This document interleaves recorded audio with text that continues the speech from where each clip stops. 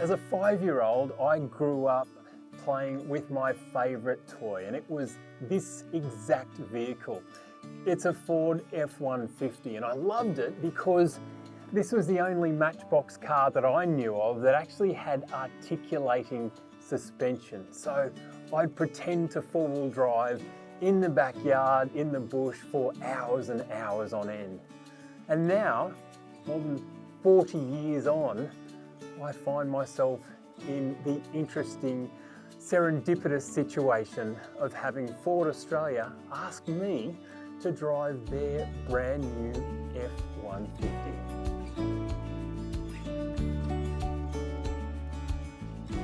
Well, this is my first proper drive on the road in the F150, and I want to give you my first impressions.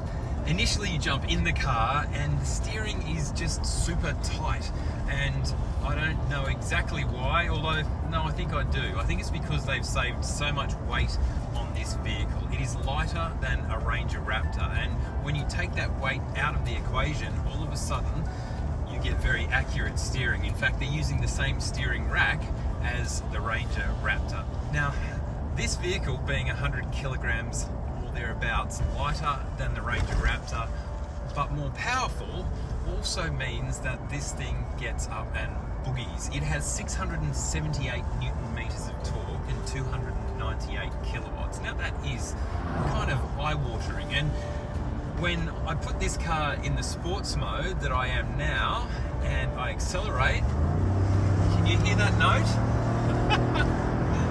It puts a grin on your face because they actually pipe some audio of that engine through the B&O speakers in the car. So it may not have a V8 under the bonnet, but it certainly sounds like a sweet engine note indeed, and it puts a bloody big grin on your face. We've got some really cool mods in store for my F150 over the course of this season. Stay tuned because you won't believe what I've got planned for this rig.